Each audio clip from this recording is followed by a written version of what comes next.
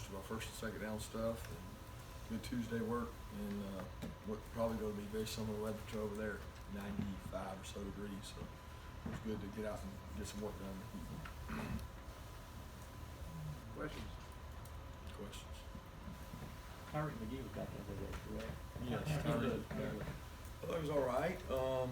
He's pushing through. He was able to take, I would say, probably 25% of the reps. You know, we have a lot of reps on Tuesday, and he took probably a quarter of them. Seemed okay. I would reserve judgment until I watched it. I didn't notice him messing up a lot. It seemed like he had fresher legs than some of the other guys, you know. But we're hoping he'll be able to play, but I don't think we'll know until probably closer to the end of the week. Would he help you most immediately at star or that corner over there? I don't know. He probably wouldn't be a corner. He's been playing a lot of safety and star and money, so he's played 3 positions, but he hasn't worked much corner. Has Amir had his surgery yet?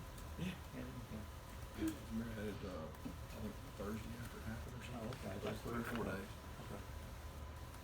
What about your receivers? How they coming along? It seemed good. I mean, I thought Terry did good today. Looked good. Pushed. Took some hits, and that was big. Jason and Kiera seemed good. Jason seems back to normal. Kiera's still pushing through, but we're using those guys on special teams, and hopefully we use them on offense too. But I think they're both really good special teams weapons. How many of those do you anticipate making the trip to South Carolina?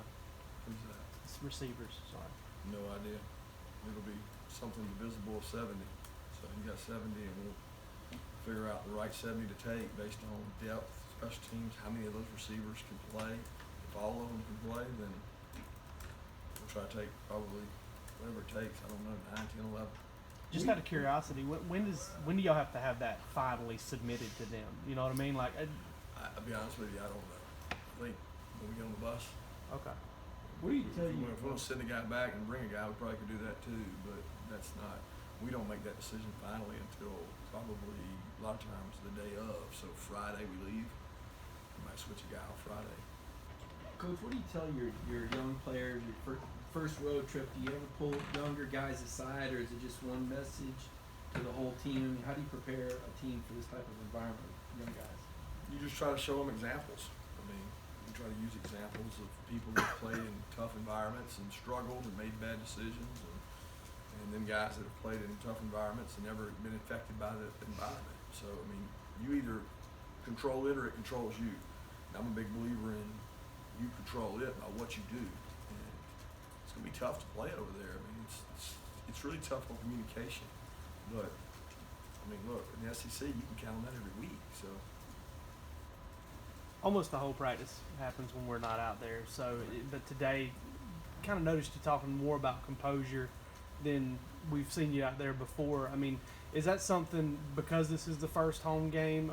First away game. Is that something that you just try to make sure that you're hammering home early in the No, week? it's one of our main pillars. You know, we talk about physicality, toughness, effort, and composure. One of our big ones, because we're a big believer in controlling your actions in the right way. I think every player wants to be physical and play hard and hit people.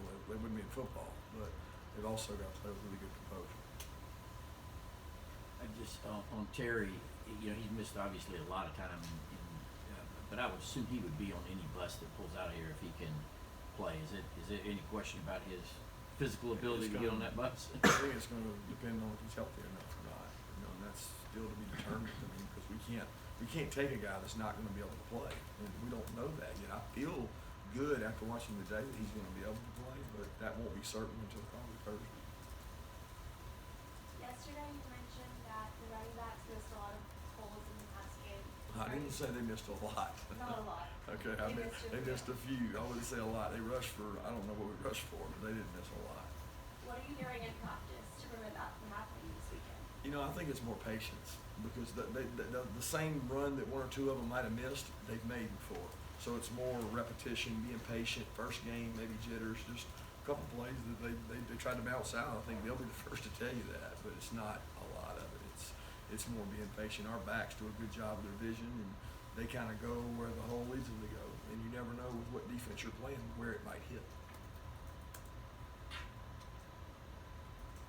Can you Well, yesterday it seemed like we focused a lot on South Carolina's offense and Jake Bentley and those guys. Their defense has improved a good bit too.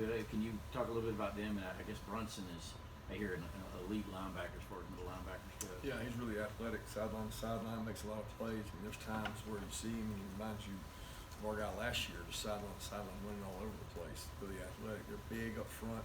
You know, they did a really good job against us last year in the run game. They're physical. Starts in the middle with Ken Long. He does a tremendous job. You know, Bryson Allen seems like he's been there forever. They got good corners and safeties. So they do a tremendous job overall with the defense. They play really hard. They play really physical, and they try to make you play left-handed. I mean, they make you one-dimensional and try to force you into things you don't want to do.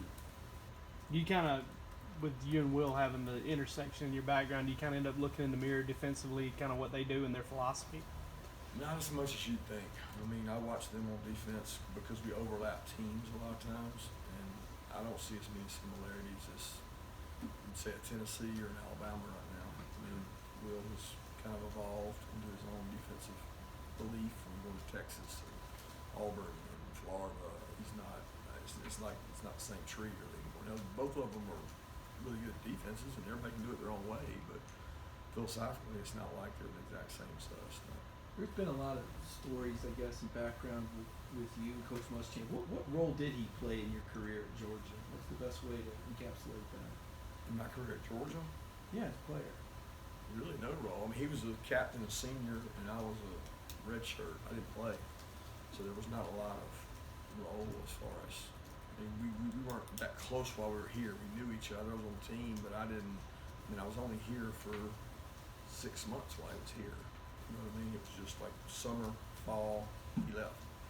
So there wasn't a major role there. Our relationship started at Iowa State, really. And when I got hired down there, we spent time together, and then at LSU, we spent time together. Did he haze you? That was back in the day. Did he shave you, hold you down, and shave I your got head? hazed, I got hazed a little bit, but it wasn't by Will. By some other guys. Will's one of the nice guys. Have you learned in this business, not necessarily probably whatever, but that today's adversary can be tomorrow's, you know, whether it's a coach or when you were dealing with the Blankenships, you know, players that commit elsewhere and then 2 years later end up on your team. You've got to have a short memory in this business. Yeah, absolutely. I mean, if you're looking at it from a coaching perspective, which I don't know if you're asking about coaching or like those relationships you're talking about, I mean, you can't do it that way. I mean, there's never been a kid that when he called me to say he wasn't coming to Georgia or wherever I was coaching that I didn't congratulate. I mean, it does no good to get upset with them because it's their decision. So I think that always comes back when you handle it the right way, and it helps sometimes. Some of those relationships carried over when I went to the NFL because there was kids I recruited that were in the NFL. But I think in the coaching profession, most coaches have a respect, or at least I have a respect for most coaches that I'm not going to let recruiting come between that coach and I, because I know that's part of the business, and whether he gets the kid or we get the kid, I'm still going to be friends with him. I may work on staff with him. You know, I may need a job, and he may hire me. I don't think that I learned that a long time ago that the recruiting does not come between a relationship of a coach, not somebody that's a true friend. On the importance of familiarity with you guys, Will was talking about today how, you know, I mean, and I think you guys crossed paths or joined forces together in the NFL when y'all both coached there with the Dolphins. Is that right? I came when he left. Oh, okay. We were the same place, but at the same time. Right, When but he he- left, it opened the spot. But he was talking about just the playing the divisional teams twice a year and all that stuff, and the familiarity and how overplayed that is. Do you kind of see that the same way? As doesn't really matter how familiar you are with the team because of the fact that new wrinkles and it does all come down to execution. You know, I think it does matter when you play them twice in the same year. I would say the Auburn thing, that mattered. It seemed like it was like back to back. We don't have that in the college football. Right. Very rarely does that happen. In the NFL, that happens every year. You know, but I was only in the NFL a year, so I don't really know how those guys look at it. But I don't look at it like, oh, we're so familiar with South Carolina because we play them once a year. We study them a lot, and they've got a great program. But I don't look at it like playing somebody back-to-back weeks or once in 4 weeks, twice in 4 weeks. We're talking about Rodrigo Blankenship, and it's kind of went quietly in the game. You know, he made his field goal. He was 8 for 8 on touchbacks. when you go back, I remember you saying, you know, well, I'd like to see more range out of him. I'd like to see his kick. Because it's pretty amazing, kind of where he's answered every check that you sort of asked for when in those developmental years. Where he is The now. first year to the second year, he answered all that. I mean, that was probably what Notre Dame was the second game, and that was one of his premier games, I mean, as far as kicking went. And I think he did that in the offseason. You know, he really worked hard in the offseason, and he said, I want to get stronger, I want to have more distance, I want to be more accurate. He did a lot of that. Now he's got more goals for this year. He sets goals for himself, and he started off the right way. I mean, he did a tremendous job. He's a weapon, and he was on Saturday, and I hope he continues to be. Kirby, did the first game tell you much about your pass rush? What did you think of Brendan Cox's first game?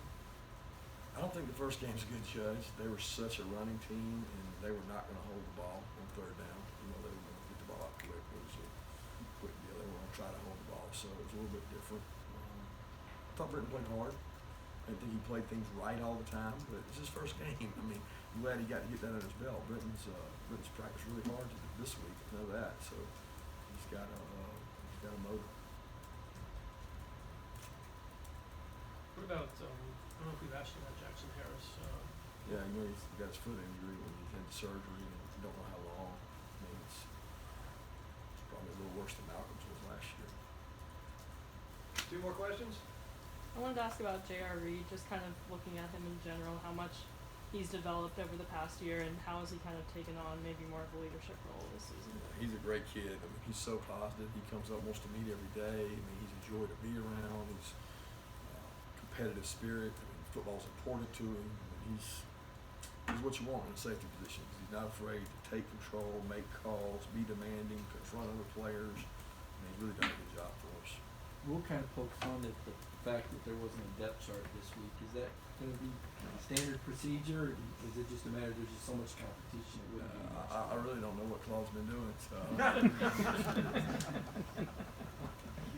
Pile on. Guys, I'll be honest with you, I have no idea what they're talking about on the depth chart. So if that's something that we need to get fixed, obviously we can do it because they have it in the flip card, they have it in the chart. I mean, I didn't think we gave one any in the last 2 years. So I didn't know we were doing something different. But He was just you guys joking about won it during his press conference. Yeah, he's good at jokes. All right, see ya. Thanks. Ask him about the facts. About what? Thank you.